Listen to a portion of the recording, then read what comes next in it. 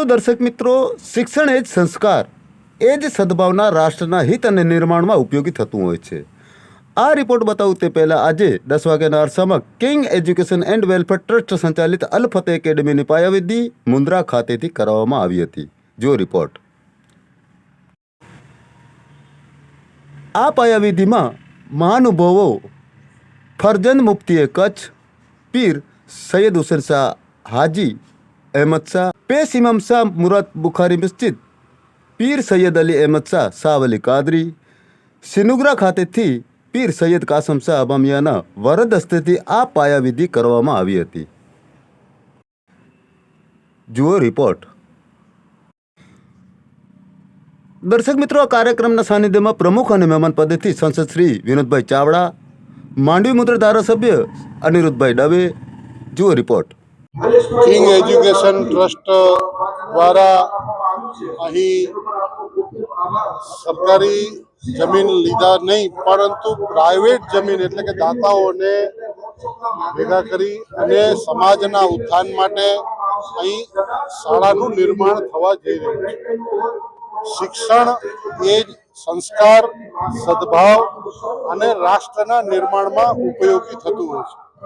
આપણા દેશના તત્કાલીન રાષ્ટ્રપતિ અબ્દુલ કલામ પણ શિક્ષણ મેળવી અને આગળ આવ્યા હતા. તો એ અબ્દુલ કલામજી જ્યારે આગળ આવ્યા હોય તો એના મૂળમાં શિક્ષણ હતું. એ દેશના મહાન વૈજ્ઞાનિક પણ થયા અને દેશના રાષ્ટ્રપતિ પણ થયા. તો આ લઘુમતી સમાજની અંદર શિક્ષણનો વ્યાપ વધે, દીકરા દીકરી ભણે અને દેશના વડાપ્રધાન માનનીય નરેન્દ્રભાઈ મોદી સાહેબ જે પ્રકારે દીકરીઓને ભણાવવા માટે, ગરીબ લોકોને ઉપયોગી થવા માટે જે કંઈ પણ યોજનાઓ આપે છે એ યોજનાઓનો અહીં ઉપયોગ કરીને આ દીકરા દીકરીઓને લાભ મળે એના માટે પણ મેં ભલામણ કરેલી છે. અને આ સમાજમાં જો શિક્ષણ આવશે તો એ શિક્ષણને કારણે સ્વચ્છતા, સંસ્કારિતા, સદભાવના આ તમામ વસ્તુઓમાં આગળ વધશે અને યુગાનુકૂળ શિક્ષણ, આધુનિક શિક્ષણ મેળવશે તો એ શિક્ષણને કારણે આ દેશની હરોળમાં દેશને પ્રથમ નજર સમક્ષ રાખી અને દેશ સેવાના કાર્યોમાં આગળ વધે એના માટેના આજના શિક્ષણના પાયાના કાર્યનો આજનો પ્રારંભ હતો. જિલ્લા શિક્ષણ સમિતિ વિરમભાઈ ગઢવી, મુન્દ્રા તાલુકા પંચાયત મયપતસિંહ જાડેજા, મુન્દ્રા બારોઈ નગરપાલિકા પ્રમુખ શ્રીમતી રચનાબેન જોશી સહિતના મહેમાનો ઉપસ્થિત રહ્યા હતા. આ કાર્યક્રમના સાનિધ્યમાં ટ્રસ્ટનો હેતુ અનિભાઈ જતે જણાવ્યું હતું કે અલ ફતેહ એકેડમી શિક્ષણ અને વ્યવસાયિક તાલીમના ક્ષેત્રે ઉત્તમ માર્ગદર્શન પૂરું પાડશે. અનિભાઈ જત. જુઓ રિપોર્ટ. મારું તો સૌપ્રથમ સપનું હતું કે મારો એકનો વિકાસ ન થવો જોઈએ, મારી સાથે સાથે મારા સમાજના હર એક વ્યક્તિનો વિકાસ થવો જોઈએ. એના માટે અમે સ્વપ્ન સેવ્યું હતું અને આ સ્વપ્ન આજે જ્યારે પૂરું થવા જઈ રહ્યું છે ત્યારે હું એ લફ્ઝોમાં બયાન કરી નથી શકતો કે મને જે દિલમાં ખુશી થઈ રહી છે.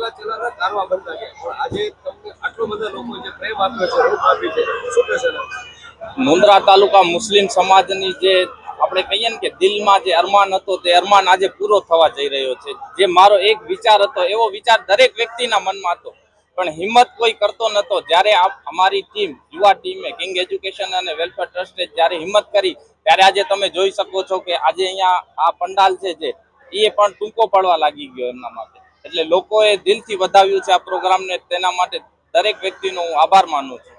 આ એક મેસેજ સમગ્ર ભારતમાં જ્યાં જ્યાં પણ મુસ્લિમ સમાજ છે અને સમાજ એના માટે આદર્શ છે. શું કહેશો ખાસ કરીને મુન્દ્રાથી એક આ શરૂઆત? વ્યક્તિનો વિકાસ ત્યારે જ શક્ય બનશે જ્યારે વ્યક્તિ એજ્યુકેટેડ થશે, એ ઇલ્મ હાસિલ કરશે, એજ્યુકેશન હાસિલ કરશે, ત્યારે જ એનો વિકાસ શક્ય બનશે. વગર એજ્યુકેશનને વ્યક્તિનો વિકાસ થઈ શકતો નથી. માટે જ્યાં જ્યાં પણ દરેક વ્યક્તિ વસતા હોય એમને એમ જ છે, એમ એક જ સંદેશ છે કે 100% એજ્યુકેશન થાય એના માટે દરેક વ્યક્તિએ પ્રયત્ન કરવા. શિરાપજી મહારાજ સાહેબ જે બિરદાવ્યા તમને ખાસ કરીને કેટલી ખુશી થઈ. આજે હિન્દુ અને મુસ્લિમ જે કહી શકાય કે એક મંચ ઉપર એકતા અને શિક્ષણની વાત થઈ. શિલાપીજી મહારાજ સાહેબે બિરદાવ્યા એ બહુ ખુશીની વાત છે. એમને કીધું કે આટલી નાની ઉંમરમાં આટલો મોટો દાન તો એ તો કઈ ન કહેવાય. કોઈકને ને કોઈક વ્યક્તિને પહેલ તો કરવી જ જોઈએ. હું જીવતો છું ત્યાં સુધી મારા પૈસા મારા કામના, મર્યા પછી મારા પૈસા મારા કઈ કામના નહીં. એમજ સમાજના દરેક વ્યક્તિએ સમજવું જોઈએ અને સમાજમાંના વિકાસ માટે તન મન અને ધનથી પ્રયત્નો કરવા જોઈએ. અંતિમ પ્રશ્ન ખાસ કરીને તમારા જે વડીલો સંઘર્ષ કર્યો છે અને આજના આશીર્વાદ માલિકના આશીર્વાદ તમને અહીંયા સુધી પહોંચાડ્યા છે, આવનારી પેઢીને શું સંદેશ આપશો તમે? મારા પિતાજીનો એક જ સપનું હતું કે મુન્દ્રા તાલુકા મુસ્લિમ સમાજમાં સૌથી વધુ એજ્યુકેશન દીકરા તારા પાસે હોવું જોઈએ. મેં મારા પપ્પાનું સપનું પૂરું કર્યું તો મને ખબર છે કે મને એનો કેટલો ફાયદો મળ્યો. હું આજે આર્થિક રીતે બધી રીતે બરોબર છું, તેમ સમાજનો દરેક વ્યક્તિ આજે બરોબર થાય એના માટે અમારા જે પ્રયત્નની શરૂઆત થઈ છે ને ભવિષ્યમાં પણ એનાથી મોટા પ્રોજેક્ટો અમારા પાસે છે અને લઈને સમાજ માટે ઉપયોગી થશે. કિંગ એજ્યુકેશન એન્ડ વેલફેર ટ્રસ્ટના ખજાનચી યુસુફભાઈ ખત્રી શું જણાવી રહ્યા છે, જો રિપોર્ટ.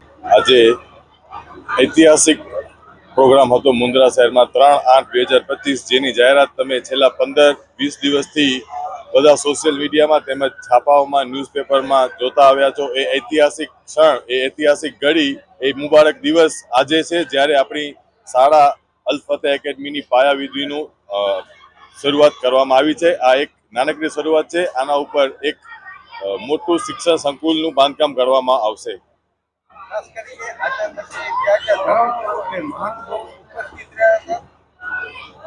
મુસ્લિમ ધર્મના ધર્મગુરુ પીર સૈયદ હુસૈન શાહ બાવા, ફરજંદે મુફ્તી કચ્છ, પીર સૈયદ અલી અહેમદ શાહ બાવા, પેશ ઇમામ શાહ મુરાદ બુખારી દરગાહ મસ્જિદ, અને પીર સૈયદ કાસમ શાહ અબા મિયા સિનુગરાવાળા, એ મુસ્લિમ ધર્મગુરુ હાજર હતા. ઉપરાંત મુસ્લિમ સમાજના સાદાતે કિરામ અને ઉલમાએ કિરામ પણ હાજર હતા. ઘણા બધા અન્ય સમાજોમાં જોઈએ તો પરમ પૂજ્ય સાધ્વી શિલાપીજી મહારાજ એ પણ ઉપસ્થિત હતા. ત્યારબાદ રાજકીય અગ્રણીઓ ઉપસ્થિત હતા. એમાં સંસદ સભ્ય ધારાસભ્ય અનિરુદ્ધભાઈ દવે ઉપસ્થિત રહ્યા હતા. કયા પ્રકારનું શિક્ષણ, કેટલા ધોરણ સુધીનું અને કેટલા બાળકોની કેપેસિટીનું આયોજન છે આજની શાળા? આપણી શાળામાં કેજી, LKG થી કરી અને ધોરણ 12 સુધીનું સમાવેશ કરવામાં આવ્યો છે. 1000 થી વધારે વિદ્યાર્થીઓની ક્ષમતા ધરાવતું સંકુલ આપણે તૈયાર કરી રહ્યા છીએ. મુસ્લિમ સમાજ અને અન્ય સમાજને શું સંદેશો આપશો? બધા એક જ સંદેશો આપશું કે તમે અમારી સંસ્થા ઉપર વિશ્વાસ રાખો, અમારી ટ્રસ્ટી ઉપર વિશ્વાસ મૂકી અને તમારા સંતાનોને અમારી પાસે મોકલો. અમે એમને વેલ એજ્યુકેટેડ કરીને તમને પાછા સોંપીશું. તો કચ્છવીર ન્યૂઝ ચેનલ સાથે રિપોર્ટર અબ્દુલભાઈ સાથે કેમેરામેન આસમભાઈ આગરિયા સાથે મનોજ રાઠોડ. જય હિન્દ.